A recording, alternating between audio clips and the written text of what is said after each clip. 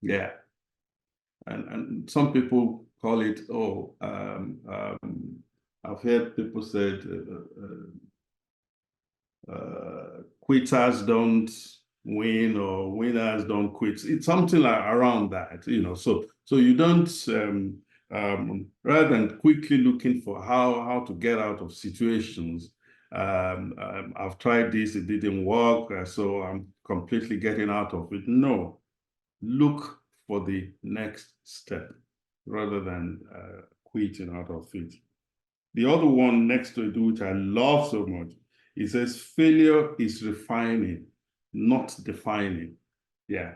And quite a lot of people, and I believe that myself, that actually failure is part of success. It's all same storyline. It's not just one. It's not as if failure is separated from, no, it's actually part of it.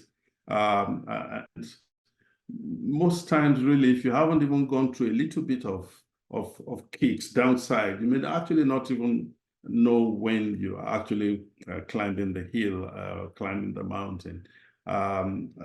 So let me keep those two, and if you want us to quickly discuss that, fine, before other people start to bring in their key axiom or their key insights from the book. But again, thanks very much for inviting me as a guest.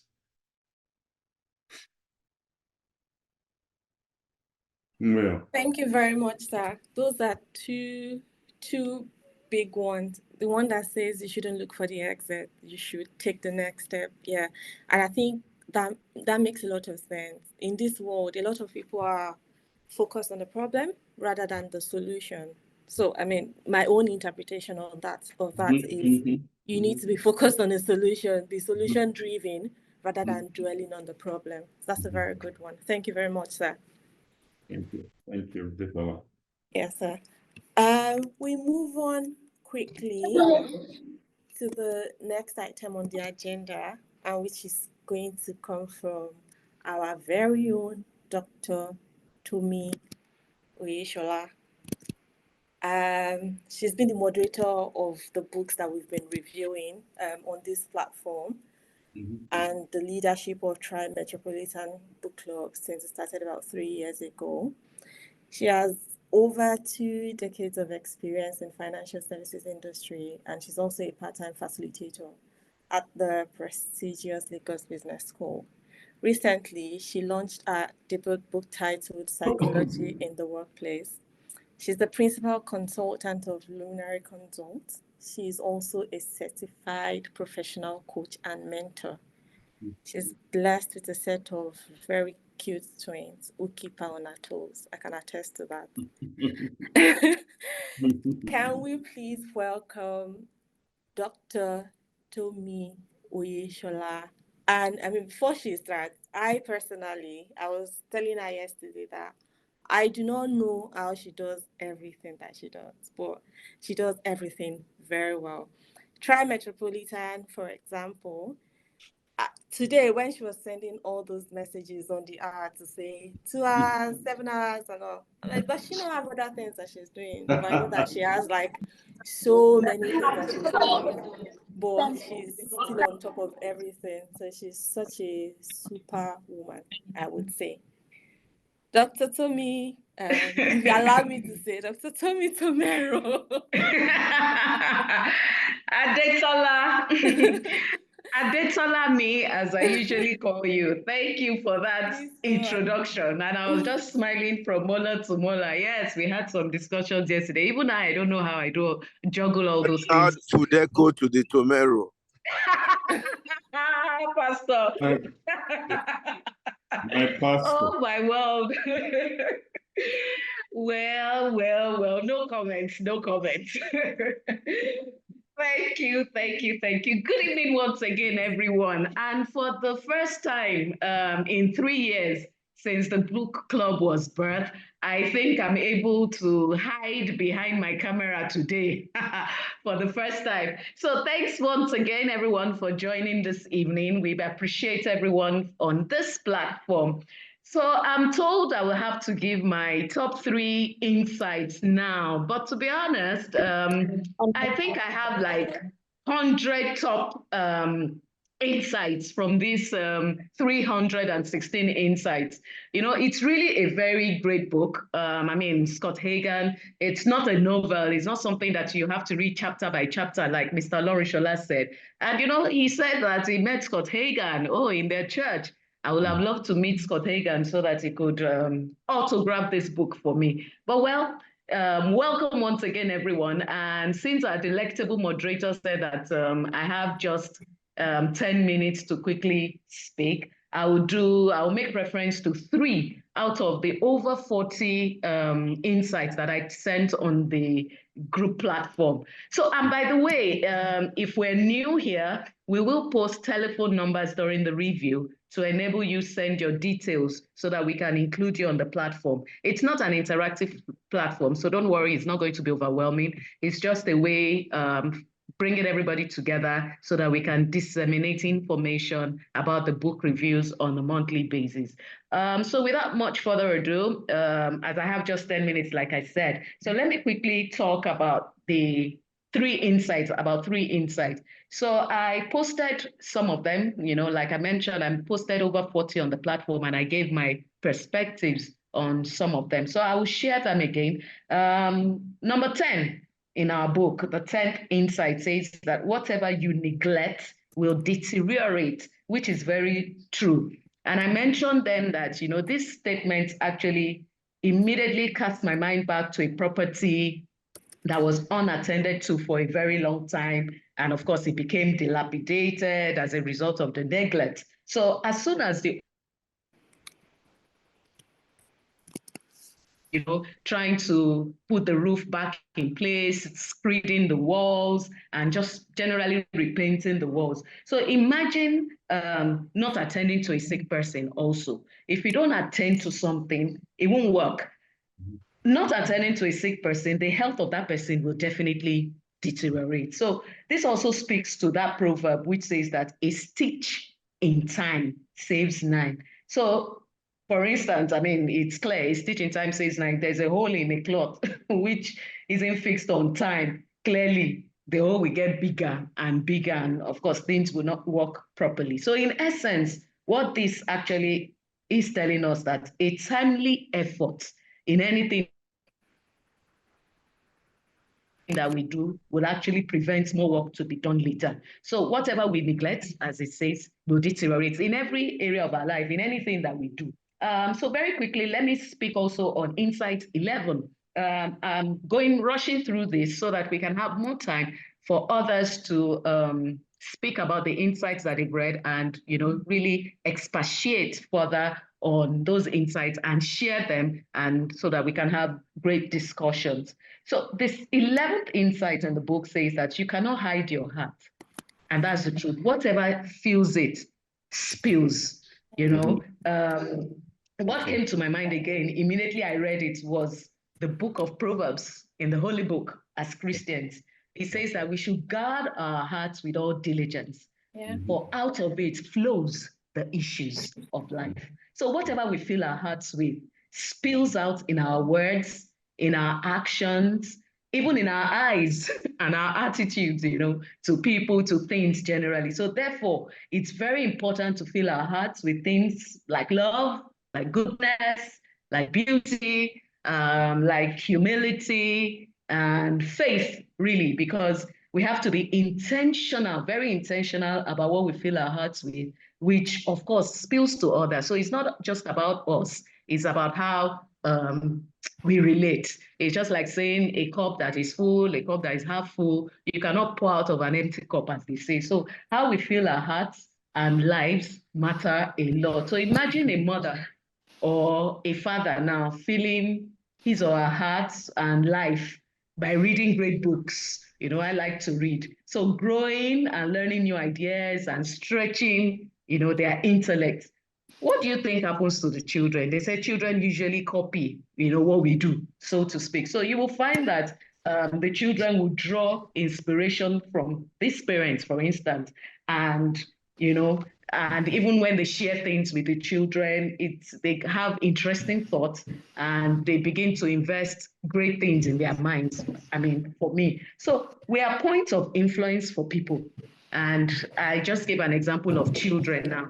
We are points of influence for our children, and the state of our hearts really, like I said, you cannot hide your heart. Whatever you feel it with spills. So we are points of influence, and the state of our hearts, the state of our mind, the state of our soul really do matter. And so it's not money, it's not material things that can replace the importance of children, for instance, finding the very essence of Christ, really spilling out in our own lives, for which, and we have to deliberately do a lot of things or intentionally place things in their hearts. So when you pour out of your life, those around you will be blessed. That's in a nutshell. Whatever you fill your heart with would actually spill to the next person. So let me talk about insight number 12 now. And what does that say? It says that, yes, I like this one very much. It says that great leaders turn mistakes into information. And basically, the truth is that leaders are humans too. I mean, we say leaders, followers, and all of those things. Leaders are humans too, and all humans make mistakes. So that's the truth of the matter. But as great leaders, what do we do when we make mistakes? Sometimes we make mistakes, we try and sweep it under the carpet, or even when it's brought to our notice, we just feel as if I'm the old guy here. What I say is final. But as great leaders, even our genuine mistakes can actually catapult us to even better things or nice ideas about how best to handle certain things or certain situations. So we can just do a quick review of that situation, of that mistake. What actually went wrong? What did I do that wasn't, right, as it were? What can I do better? So as leaders, we should understand that we can learn from our mistakes. We should reframe our mistakes really as an opportunity to, as they say, unlearn, relearn, learn, unlearn, learn, and relearn, and of course, develop ourselves in the process. So it's always important to own up to our mess ups. I mean, we make mistakes. We're humans. It's only natural for us to make mistakes. So own up to it and see how best you can, rectify whatever mistakes we've made. And that's the only way we can truly, truly, truly reflect and extract valuable lessons from those mistakes. So making mistakes is essential for learning because it helps us gain new insights or different perspectives through reflection and ultimately really to make progress in our lives. So I remember back then, there was something that happened at work in one of the institutions that I was. And honestly, I made a genuine mistake, so it was natural for me to, like I said earlier, sweep it under the carpet or try to hide and just ragaboo or for what lack of another word to use, the people who work with me and just act like, well, I'm the boss here, the boss doesn't make mistakes. But immediately I owned up to the mistake because clearly I don't know it all. I mean, I'm not an island. I mean, I can learn from, from those on the lower grades, as it were. So yeah, so I made a mistake and immediately I owned up that, this thing, they were shocked as well because they actually noticed, but they just thought, oh, it's a small mistake. Let's just overlook it. But no, I didn't overlook it. And in having those discussions at meetings with my direct reports, we actually came up with better ideas of doing things, which actually helped the team. So ladies and gentlemen, as leaders, it's always okay. It's very okay to own up mistakes, and it actually shows everybody around us that we're human too. The human factor is there. They can relate better with you because, I mean, they see that it was genuine. But I'd like to close my own part. I don't know if I've spent 10 minutes yet. I've said the 3 insights. The delectable moderators said I must say just, go through just 3 insights. But, in going through the book, at the end of the book, it talks about 2 doors. And I just thought I should share it with us. So we've read the book, I'm sure, and some of us have not read the book. But let me read the 2 doors that Scott Hagan mentioned towards the end of the book. He said, the most beautiful thing in life is opportunity. So I had a managing director once upon a time that used to say something. I can't remember who said, this saying. He says that opportunity meets with those on the dance floor. And I've held on to that thing for so long. So anytime I hear opportunity, I just think opportunity actually meets with those on the dance floor. So Scott Hagan says that when the desire to do something meets the possibility for it to happen, the human heart comes alive. So opportunity, however, usually presents itself through two vastly different doors. I don't know if I'm communicating, two different doors. You look through the first door and say, I can make this opportunity great. That's the first door. Why? Because you already possess what it takes to succeed on the other side. In other words, the opportunity needs you. Now, but when you look through the second door, listen to this. That's the more important door. When you look through the second door, you see something far different. You see a much greater risk, and you say to yourself, I must become great in order to succeed. Scott Hagan says, always choose the second door. Through the first door, you bring who you already are. But through the second door, you bring the potential of what you must become, not what you may become or what you can become, what you must become. So it's at this point, I rest my case and I hand over to the moderators. I hope I've been able to convince you and not confuse you. This book, recommended by Mr. Austin Olorishola, is a fantastic book. Ladies and gentlemen, thank you. And apologies if you can't see my face today. You've been seeing my face monthly for the last 3 years, so excuse me today. God bless you. Dr. Tommy Tomero. Adesola me. Thank you very much. Those are very, very, very great insights. Out of the three that you mentioned, the one that resonates with me the most is great leaders turn mistakes into information. To be honest, as leaders, it is like we probably do not want to show our weakness to those that we lead, but it is actually very important. I'll give an example. So my job, I'm an auditor, and my job is very important. Audit quality, they will say, is very important. So if you see an error, you don't hide it. In some instances, you are under pressure because you need to report or you need to sign you need to sign tomorrow, and you've noticed something, and we usually just communicate that whatever you've seen, even if the deadline is in 2 minutes, you need to speak up. So as a leader, if you own up to your mistakes, even the people working with you know that there is a very safe environment for them to own up to whatever mistakes that they've made or whatever thing that they've not done the right way. So that resonates with me. And that phrase, opportunity or sentence, opportunity meets with those on the dance floor. I think that's a very, very personal statement that I think will now live with me forever. Thank you very much. At this point, well, I'll say this is the moment I've been waiting for. I've listened to Salon Shola and I've listened to Dr. Tomi. I've listened to their insights. Moyo and I would also give some of the insights that we have in the book, but more importantly, we want to hear from everyone. What insights have you picked from the book, and how does it resonate with you, or how can you apply it to yourself? So it would be good if you can just mention your first name, mention the number of insights in the book so people can make reference to it, read the insights, and then just say how it resonates with you. If you are, I encourage people to raise their hands so that we have a list and then we can call people.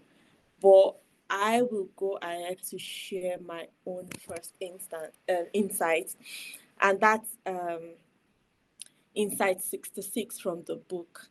And it says, even if the good goes undetected, it will never go unrewarded.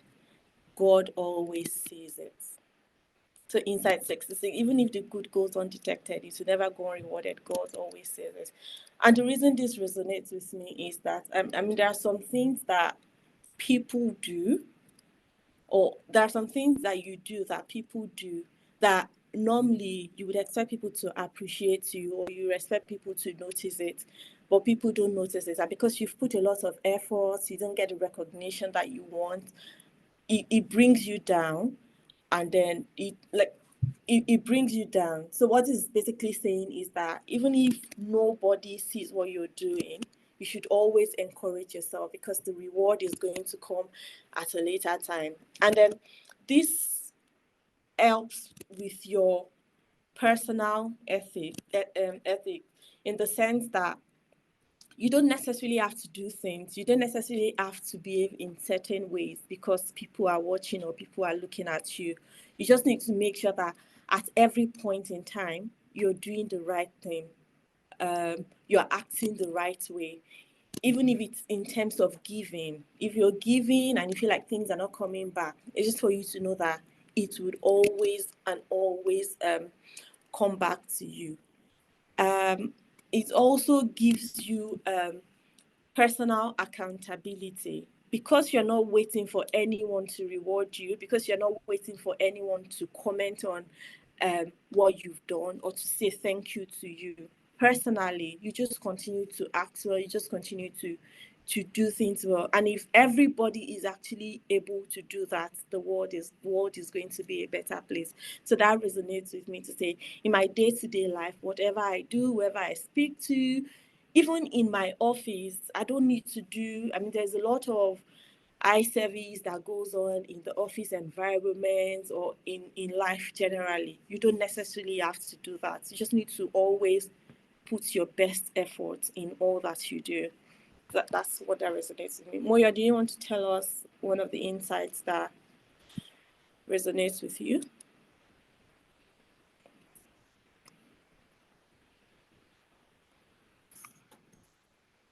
Thank you. Well, I might not have them by numbers, but I'll just say one that resonates with me, which is highlighting small wins to build momentum.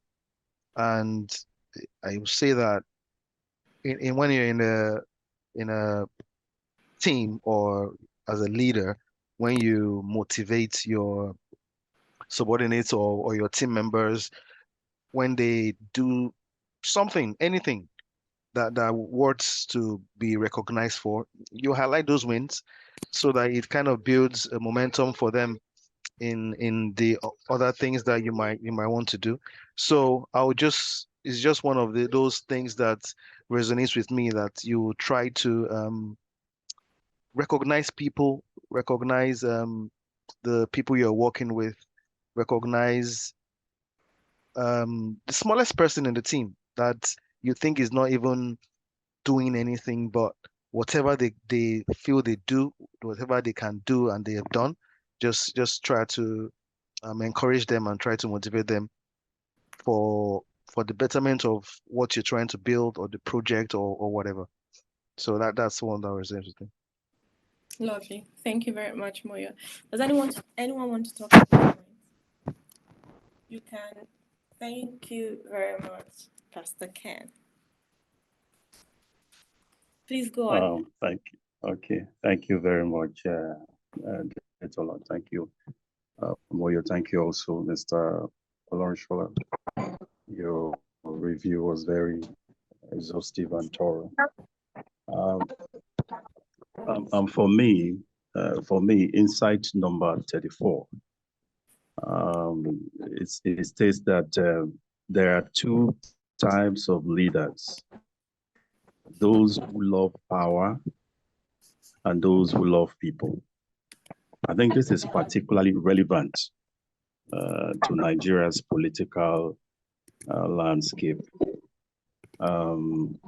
This insight for me, underscores the fundamental difference, between self-serving leadership and leadership driven by the desire to uplift others. There's no denying the fact that many of our leaders in Nigeria, they prioritize power for personal gain. They see it as an opportunity for them to control, to have control, at the expense of the people. They perpetuate this. This is reflected in, corruption, like we see it, election rigging, and then they focus on their political survival, over national development, so that is the kind of leadership that we have, in Nigeria, many, but unfortunately, it shouldn't be, we should have leaders, that consider the welfare of the populace, with the myriad of challenges facing us, talk about economic inequality, corruption, like I mentioned, and then insecurity, So I believe in, where we are right now as a nation. I think we need leaders who are about, people, more than, power. Leaders who place the needs of the masses first above their personal, selfish, leaders that will show compassion and work towards creating a just and fair society. I think it's vital, this is, as far as I'm concerned, I think it's vital, for our nation's development, long-term development, and growth that will ultimately, lead to prosperity for all Nigerians. So I strongly believe that this insight 34, actually resonates with me, particularly taking into cognizance, what we are currently, the situation in the country. So for Nigeria, a shift towards people-centered leadership, I think, is very crucial at this moment in time, for us to realize, for Nigeria to realize our full potential. There are so many insights that actually resonate with me, but this particular one, that talks about, two types of leadership, leaders in Nigeria. So I'd like to stop here so that others too can also share their insight also. Thank you very much.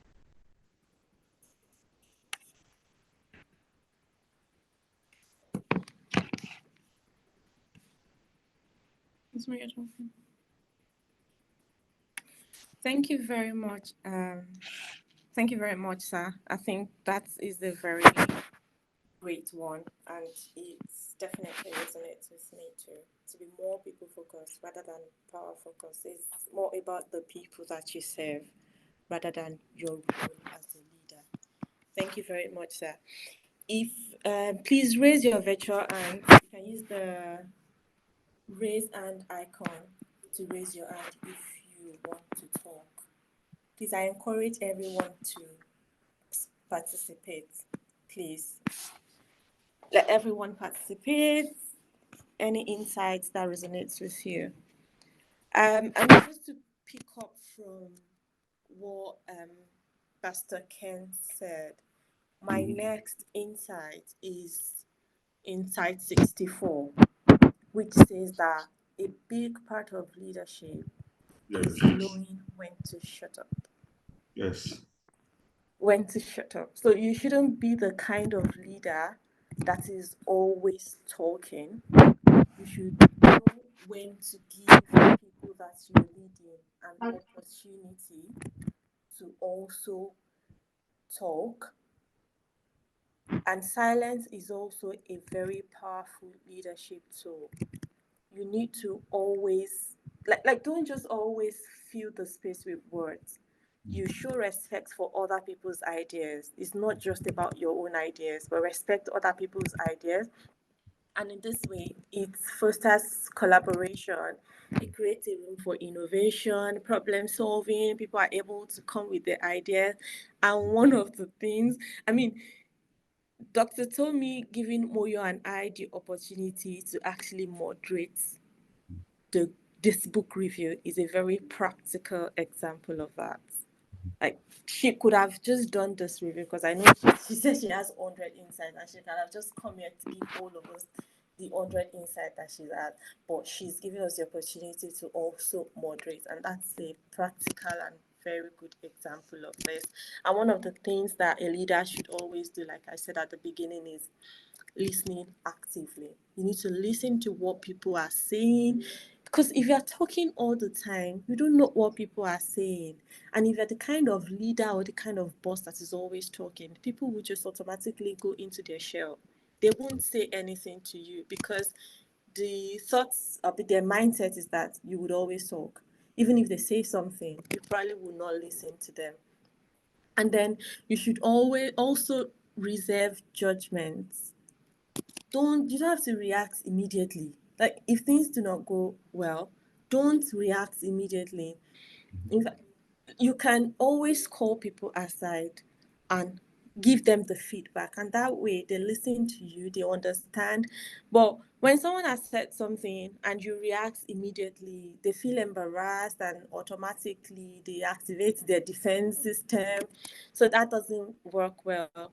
Like we've said a lot of times, you need to empower others, empower people to talk, empower people to lead, step aside, let people lead, and actually show what you've been teaching them. And you also need to manage emotions. A lot of time when you lead people, people probably do not work the way you want them to work, or especially if you are a very good leader that is very good with project management and getting things sorted and getting things, you are very on point, prim and proper.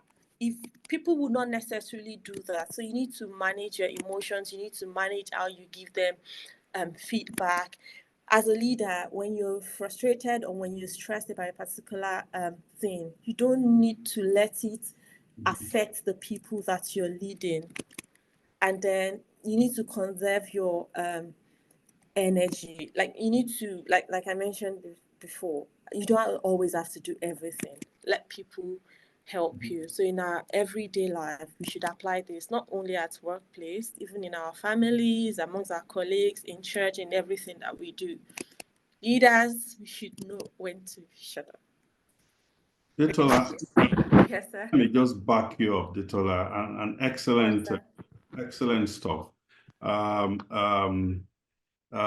just want to re-emphasize the aspect of listening, which you rushed through. In fact, that is exactly what this axiom is really quite a lot of the time. When people come to discuss leading, all they're looking for is for people to even listen, first and foremost. And frankly speaking, many times when you do listen to people, maybe 50% of the issue is even gone in the first instance. That just the fact that you are listening. And listening is an active thing. Huh? It's not just not talking. Okay. So there has to be real eye contact. There has to be some physical expression of listening. Okay.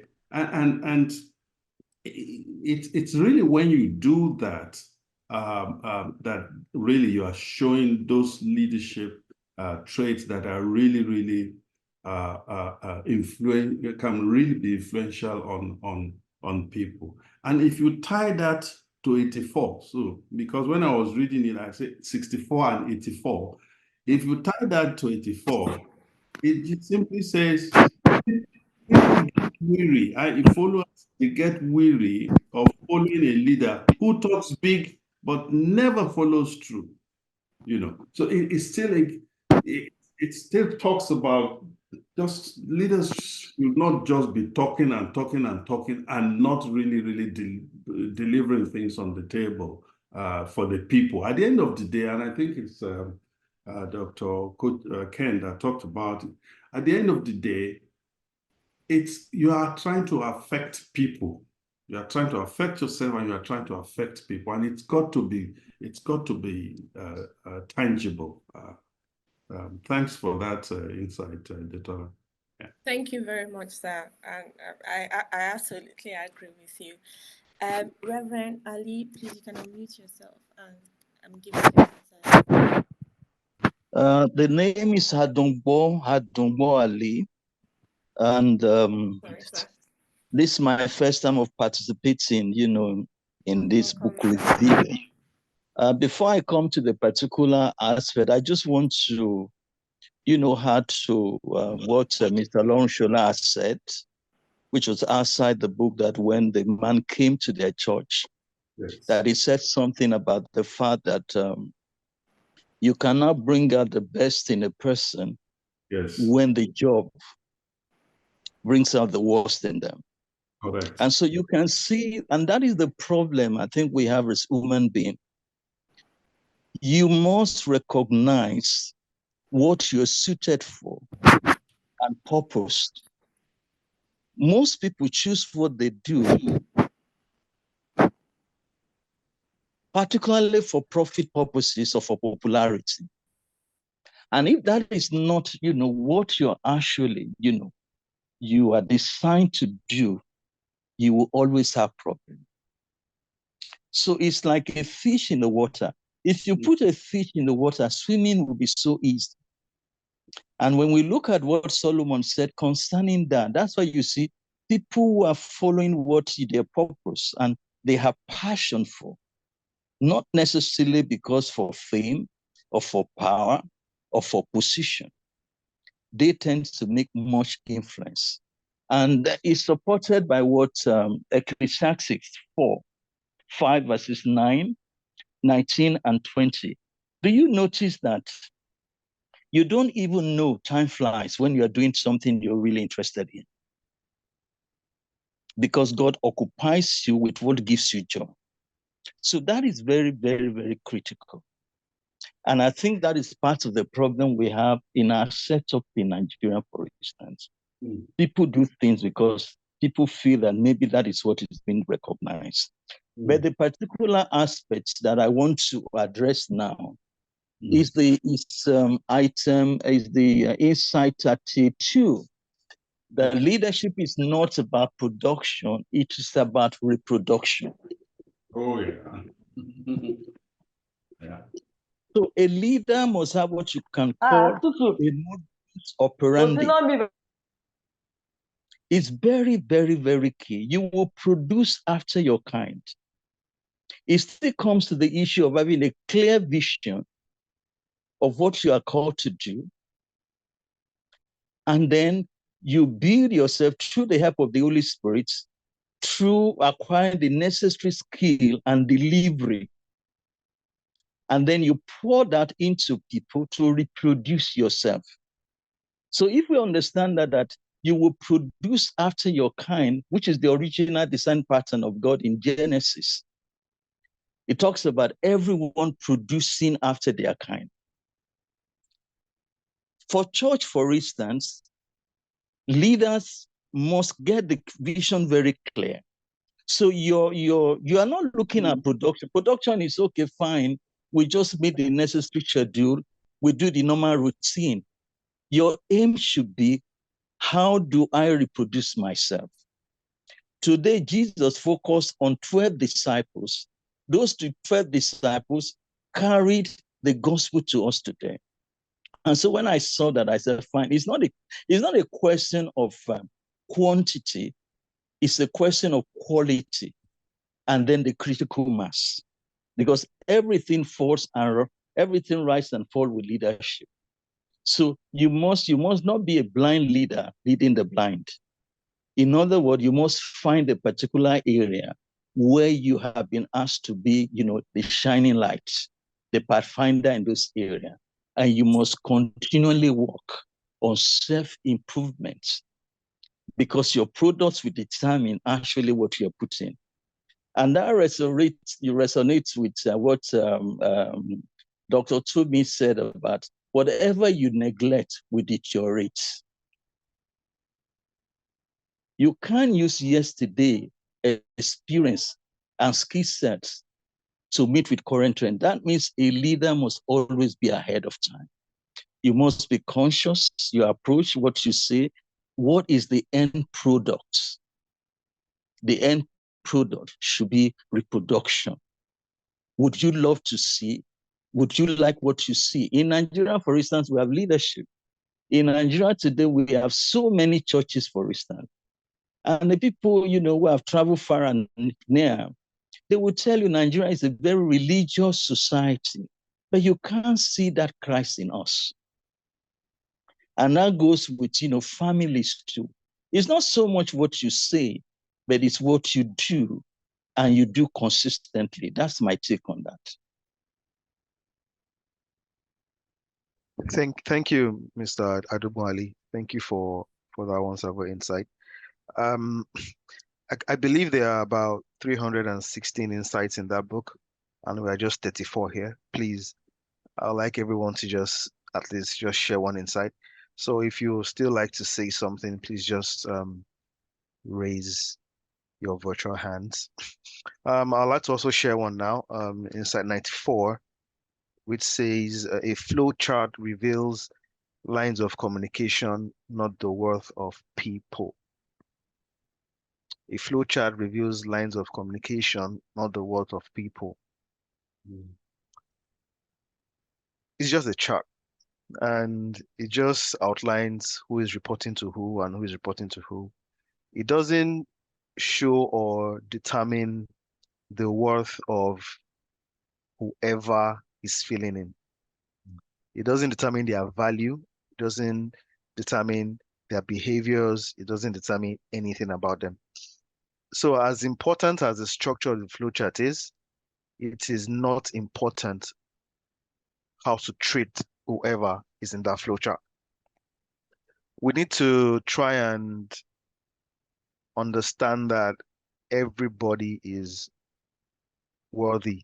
There's a personal worth attached to everybody. There's some kind of dignity and human value we must understand as leaders and that we must follow.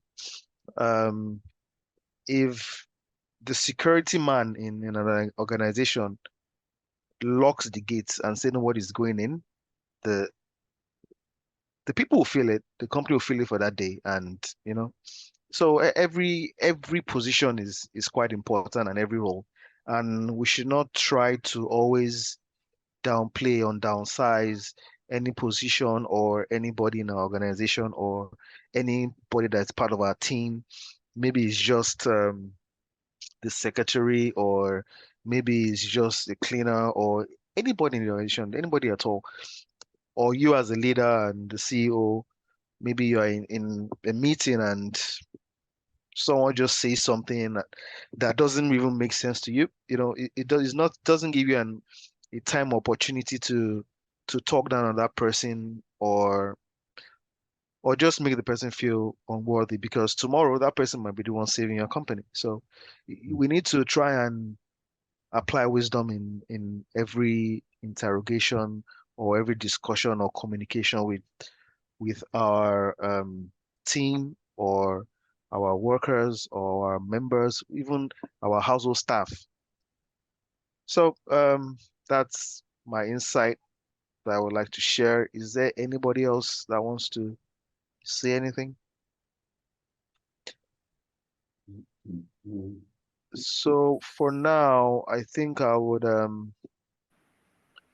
ask my co-moderator to also Yes, share one or I two. can share one while people are gathering their thoughts and thinking of their mind. Please, I'm enjoying all of the insights. Very insightful. So please let us. You can make reference to the TRI-METROPOLITAN Group Club. I mean, if you've not read the book before, you can have a look at the insights that Dr. Tony has shared before. Just let us know how it resonates with you. My next insight is insight 67. It says, happiness is never achieved through comparison. We will always be surrounded by things that are greater or lesser than ourselves in some way. And this is actually very important, especially in this age of social media where people are flaunting things here and there. Your happiness shouldn't, I mean, your happiness should be from within. It shouldn't be based on what you want to achieve, or based on what someone has achieved, based on what you're doing well, or based on what you're not doing well. You should always be grateful of what you've achieved. I mean, just before this book review, I saw on someone's posts, and I think the person says that if if you're unhappy, or if you're not grateful, or if you're feeling ungrateful, start thinking of the things that you have that money cannot buy. And I think that it is actually very important. You need to be the one to define your own success. What other people are doing, or what is happening with other people, shouldn't define your success. Define your success yourself. Set your personal goals based on things that are meaningful to you, rather than based on societal expectations, or based on what people expect from you. So rather than you saying, I want to be more wealthy, I want to be wealthier than this person, you should actually define your success by the level of wealth that brings you joy. So, for example, I would say that, oh, I don't think I want to have money where I would have 50 Rolls Royce in my garage. No. But I want to have the kind of money where if I wake up and I feel like flying somewhere, I can, and I'm able to do my 5-star hotel. So that's my own definition of wealth, and that's what would give me my own happiness. But it's not me trying to achieve Elon Musk kind of money, because if I don't get it, I'll probably never be happy. And because people post a lot of things on social media which are probably not even true, then you start comparing yourself. Start comparing yourself to the kind of job that someone has. Start comparing yourself to the kind of school that some other people go to. Start comparing yourself to just different things. Like, it is unnecessary. So your happiness shouldn't be based on comparison. It should be based on your own personal goals, and you need to treat yourself with kindness. We're doing a lot of things. I'm also someone that beats myself up a lot, but I'm trying to do better in that regard.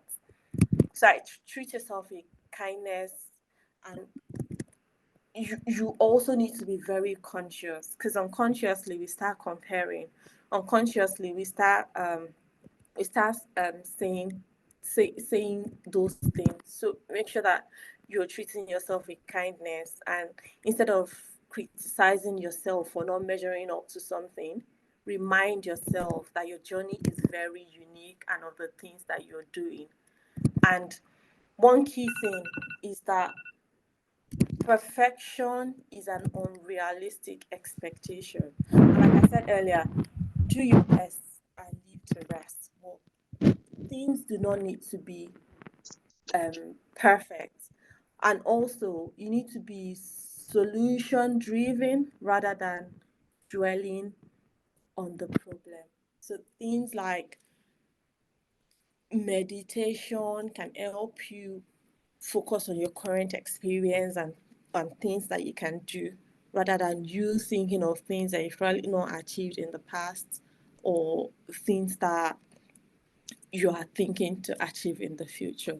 So let's always have that art of gratitude, and not let our mind or our lives depend on what people have done or what people have achieved, but it should be based on personal goals that we've set for ourselves. Thank you, Dr. Tomi. I still do not see any hands. Dr. Tomi, Mr. Lanchola, do you have any other insights that you want to share with us in the meantime?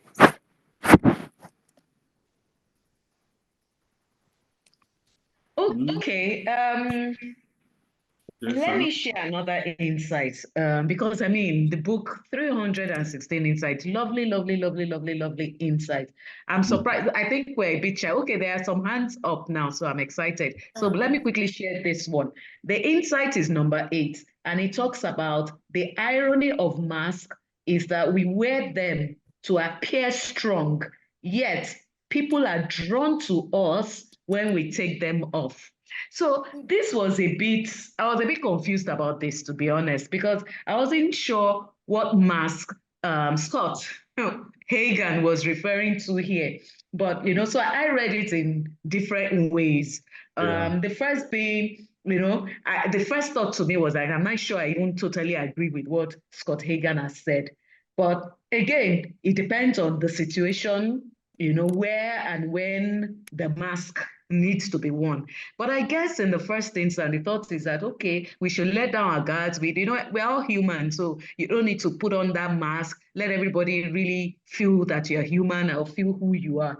But the irony of this statement basically feels like we can hide our pain by projecting or feigning happiness. So it's just, I don't know, it's just a little bit confusing. But the question is, why do I need to let the world know if I'm going through a phase? I don't know. So that's another perspective that, I'm wearing a mask.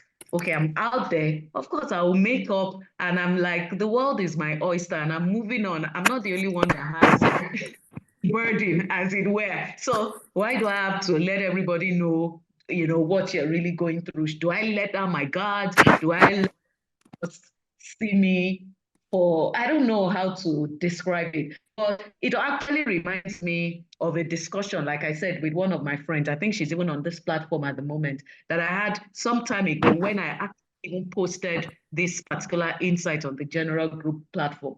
And we were just talking. And again, we said to ourselves that, okay, this mask thing, what is he really talking about? Is it that, okay, is it another aspect of sharing our plans before our plans actually materialize? Because in a way, it's good to conceal your plans. You don't need to let everybody know what you're up to.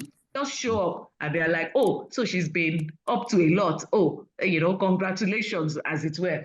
But again, are we meant to tell everybody everything that is happening or before everything comes together?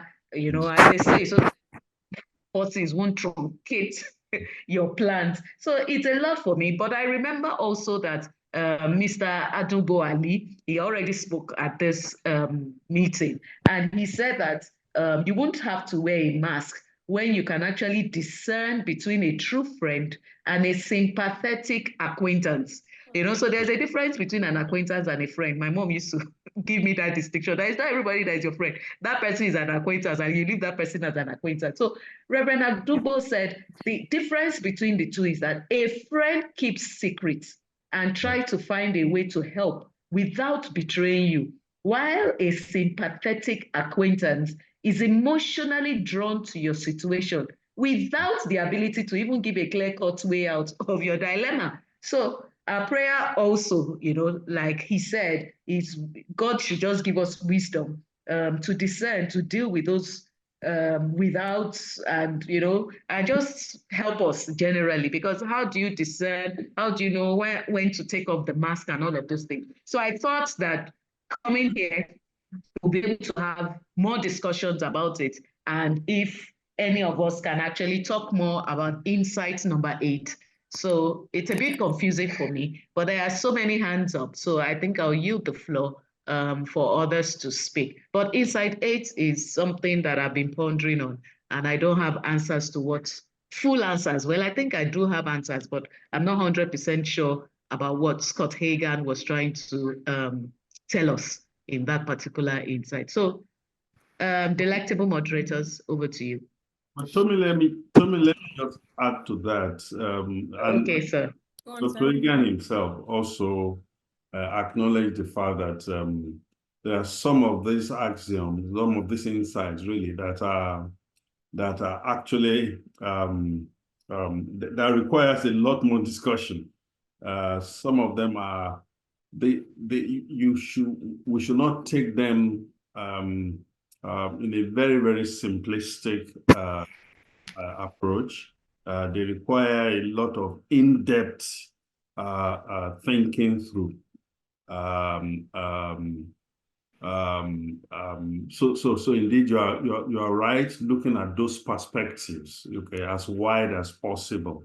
And at the end of the day, trying to make sure that you at least get some value really out of it.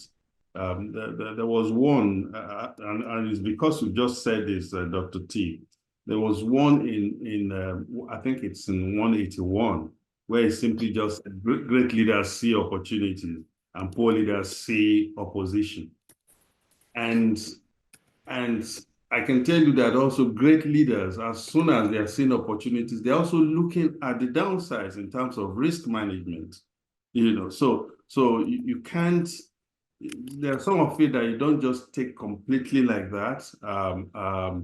But what he really meant is not just quitting, not just quitting, which is what poor leaders actually really need. But you are right. Some of it really requires a bit more. Thank you very much, sir. Yeah, it does, and I've seen that in the chat. Wally, I'm sorry if I'm not pronouncing any name correctly, has also said maybe a bit of vulnerability, and I mean, if they want to speak about it, they can. But now I will call Dr. Yinka Adeyinka to give us the Hello, good evening. I'm a newbie to this platform, so this is my first book review. Thank you, Dr. Tommy, for getting the book to me. So I actually have three. One is number 25 that says, correct the person, just don't insult them. So, that happens a lot in our climate, our country, when you're correcting at times. People feel that they must add some form of insult. And by the time you finish correcting the person, they feel so low. I mean, it's sad though. Even as parents correcting your children, just correcting, there just some people that just have that attitude when they correct. There's someone in the Bible that says you speak the truth with love. So that is one for me. Another one is we imitate who we admire. So be careful who you admire. Because before you know it, if you're admiring someone for whatever reason and the person has some bad character or bad behavior, you kind of want to start, hang around them often. And poor character actually influences, it rubs on you. Just like how when you hang around someone that's got a very good behavior, before you know it, you start to, at times, without realizing it, copy the things they do. Oh, this person has this good attitude, you copy. Likewise, bad attitude. By the time you hang around with people, you start to behave. I guess that's why there's a saying that says, show me your friends and I'll show you who you are. Even if you are the good one among so many people that have very questionable character, before long, you start to behave like them. So that's that. And my last one is, it takes tremendous courage to admit you were right. This happens at times when you're telling someone something and they're arguing with you, but you are right. It takes a lot for you to say, to prove that you're right, just to walk away from the conversation. Well, however you want to take it, because, that can lead to a lot of arguments. Some people always feel, especially people that always want to feel they're right. If you're having a conversation, let me put it in a conversation with them, and you are right, but they will never admit that you are right. For you to prove that you are right, it takes a lot of courage to walk away. Thank you. Thank you very much. I think I absolutely agree with you on those 3 points. Thank you very much for giving us your insights. I would call on Mr. Solomon now to give us their insights. Hello, good evening. Hi, Tola. Hello. Dr. Tomi, good evening. Thank you for bringing this insightful book review. And what I want to point out, though I've not read the book, but I'm building my points from what I've been hearing from the platform. The aspect of, like this book, everything we just talked about is based on relationship. Everything is we've been talking about is based on relationship. How you relate to people, audience, and all that. That's what is talking about. Then I also want to emphasize on the area of leadership, being a leader being a leader and communicating to your subordinates. You know, you have to, when you are communicating, don't let it be like a one-way communication, like a one-way traffic communication. You should always allow both, hear from the other party, so it will make a whole lot of meaning. You understand? Because even in communication, we're made to understand that when you are communicating, you communicate and you get response. So those people that are practicing this kind of leadership style of communicating, they just, what they say is what is they want to know, or they want that will stand, is bad, is poor leadership. You know, so we should work on, communicating and hearing from the other party also. It will make a whole lot of meaning. And again, I want to digress a bit into the politics. We just concluded election we saw in Edo State. You know, it begin to dawn on me that is it that the Nigerian people now don't have a say, or don't have the right leaders, with the style of leadership that we are beginning to see. You know, the people of Nigeria or Edo State have a voice to nominate or vote for who they want as a leader. So we have to begin to change the narrative of this kind of leadership style. How I wish that we begin such this kind of talks will begin to go around and begin to get to a lot of people, so that people can begin to change that kind of narrative of leadership style, of imposing persons that they don't want, or in a government setting. So I feel it's something we need to take very, very serious. I think with that, I've been able to make my points at this time. Thank you very much. Thank you very, very much, Mr. Solomon. You've made really great points. For someone that has not read the book, it shows that you've been listening actively. Thank you very much. I'll call on my pastor, Pastor Duke. Good evening, sir. Good evening, everybody. Good evening, Dr. Tommy, and thank you so very much for this very insightful book. In fact, first and foremost, you caused a bit of challenge in my home when I took the book home. My wife took it from me, and it was a struggle, so we had to share it. She will read it during the day when she goes to work, and in the evening time, it will be my turn. I found some of these notes very interesting and sometimes confusing. There are two of them that come to mind. I think the first one is number 41. Never abandon a friend in their time of need. And I think that that's straightforward. But the second part of it that says thinking, it will reduce your own stress. And I think that is the natural attitude for many of them, especially in the times we find ourselves.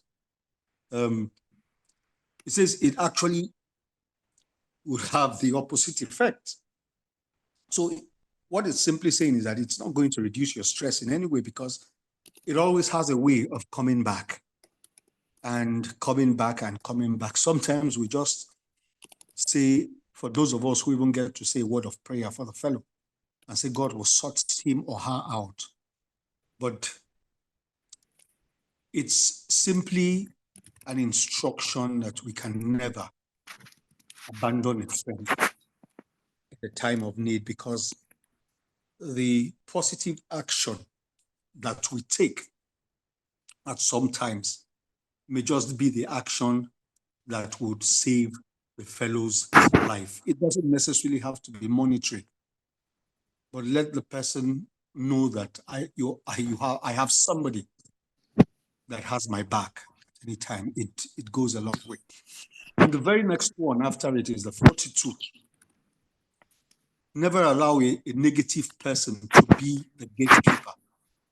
And for some people who might not understand, the gatekeeper is and could be a person who is responsible for certain decisions, maybe a person who is one who has been given some responsibility that determines what happens to you, to a project, or to an activity that is to happen.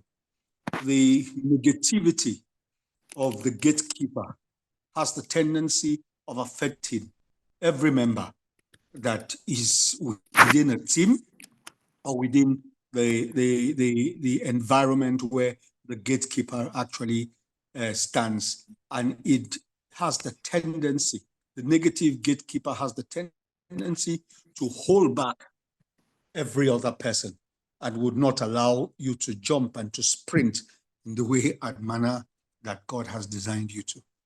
Thank you so much. Thank you very, very much, sir. That is spot on, very spot on. But tell Pastor Duke that leaders share books with their wives.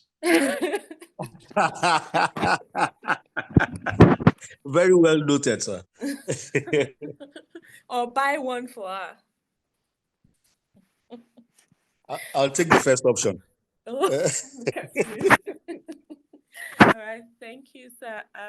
Mrs. Rebecca, you can go on to share your insights. Sorry.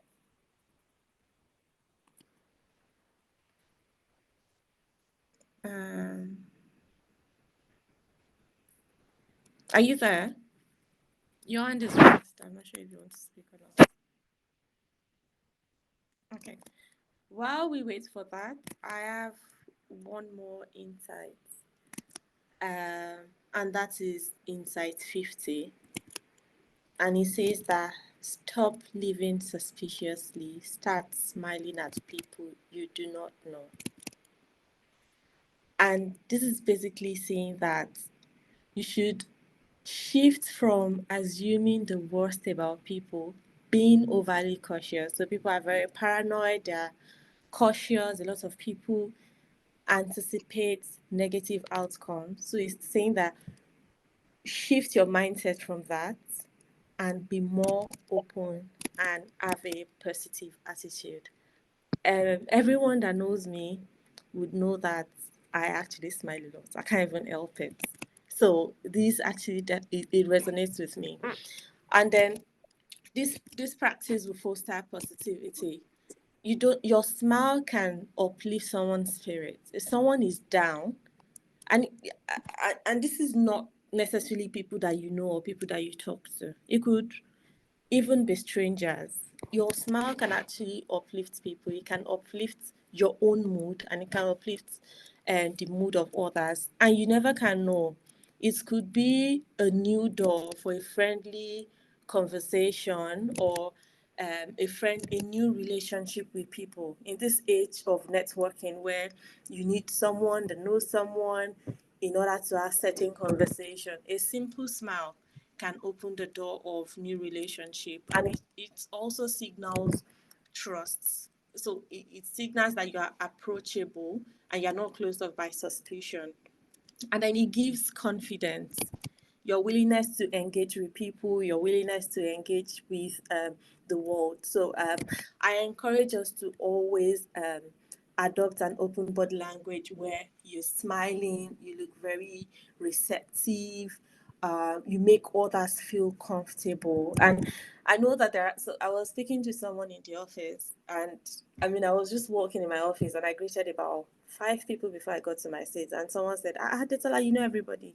I'm like, yeah, I'm visible without even trying. And that's because I smile to people, I try to make them feel welcome, and based on that, I'm able to build new relationship with people or know people. And that is very important, especially when you're in a new place, you're in a new location, you're starting a new job. Even if you can't smile to everybody like me. It can start very small, little by little, and you will see that it becomes a part of you all the time. And I mean, as much as people are cautious, as much as there's insecurity everywhere, we should not always assume the worst of people. We should try to have a positive intent, and we should shift from being very defensive to having like a more positive outlook. And your smile would also, like, it also gives you that present and attentive outlook to people. So I just encourage us that you should replace your suspicion with a very with your smile, basically. How does that make sense? All right.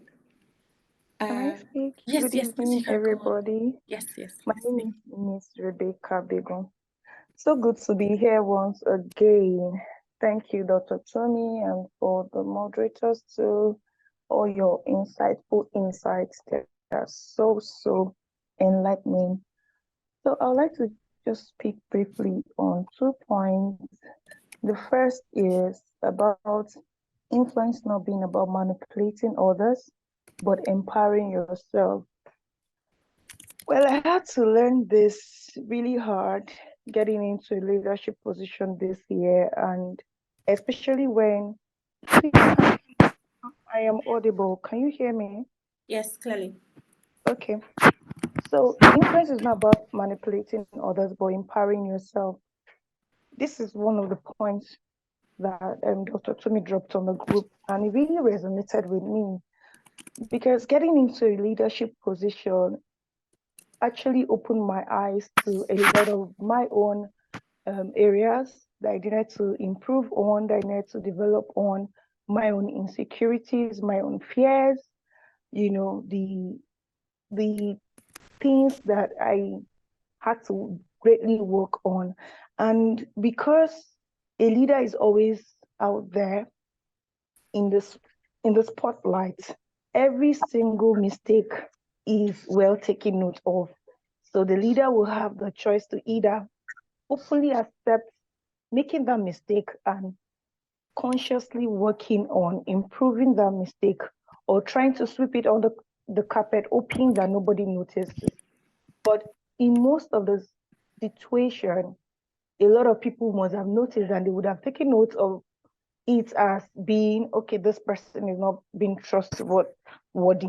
So I believe that the first and the greatest person for me to lead is myself.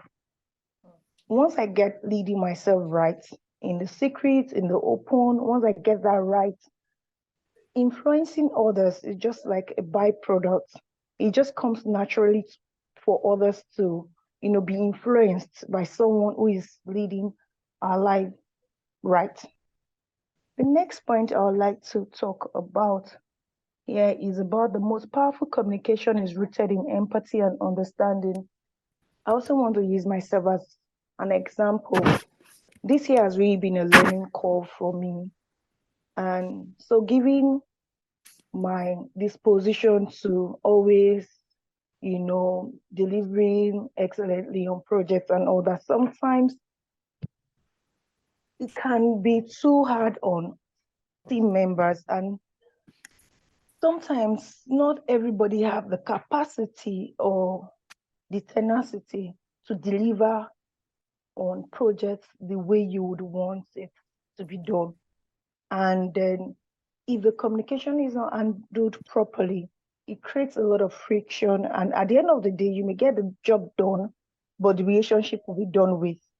So, and that's one of the things I'm learning this year, that as much as I want to get the job done, I also don't want to get my relationship with people done with. I don't want, at the end of the day, deliver excellently, and then a lot of people are scared of, oh, it's going to drive us through a wall trying to deliver excellently and all that. also want people to know that they matter as much as the job matter, they also matter too. So communication rooted in empathy and understanding, trying to see the situation from the other angle and trying to communicate in such a way that it is more receptive to the people that we're influencing or people that are looking up to us is really, really key. Because when people feel accepted, when they feel loved, it's easier to win them over, to actually get them to step up to do better than when they feel attacked or when they feel, criticized or when they feel rejected. Thank you very much. That'll be it. Thank you.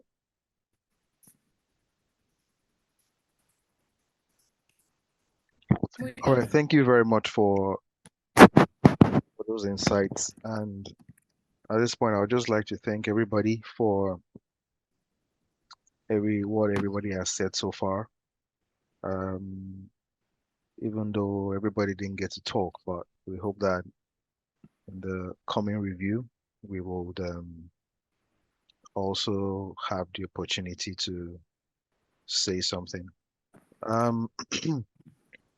At this point, I would like to introduce our senior pastor, who actually needs no introduction. It's a true privilege that he's the CEO of today's airline that you're privileged to be flying in. We just want to introduce Pastor Ito Ighodalo to say something.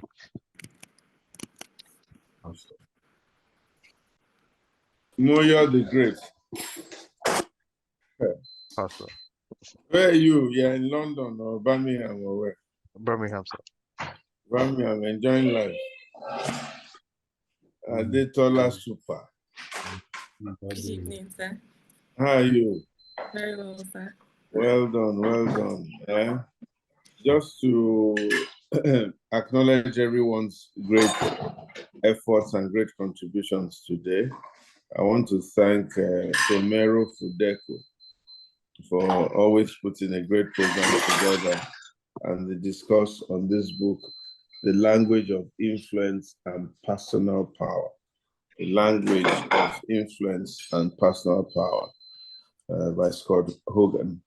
It's the powerful influence of books, the capacity to read and the capacity to learn more and to keep ahead. I want to thank our Capone, His Excellency, Pastor Austin Olonshola. You added another one. The head of the Trinity House Mafia.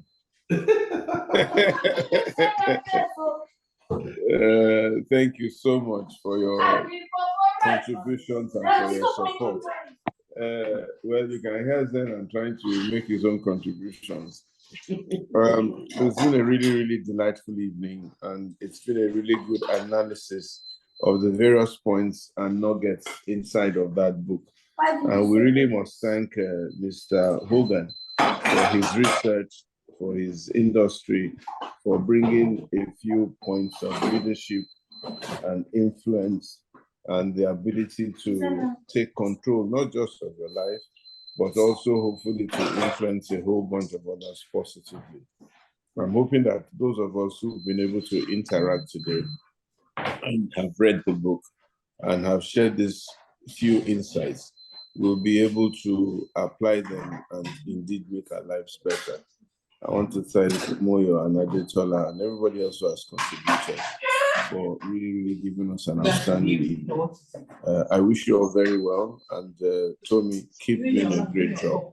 God bless you all, and enjoy the rest of your evening. Amen. Thank you very much, Pastor. Tomero says hello. Thank you once again for being a supportive pastor. Thank you, PI. Thank you very much. We'll need to begin to wrap up. And I think I'll just quickly talk a little bit, especially for those who are coming on the book club platform for the very first time, for like a minute, just to let us know a little bit more about the book club. So yes, like I said earlier, the book club actually started about 3 years ago. In fact, October, the next month, in a few weeks, it would be exactly 3 years since we commenced the book club. The book club is actually a subset of the TRI-METROPOLITAN club.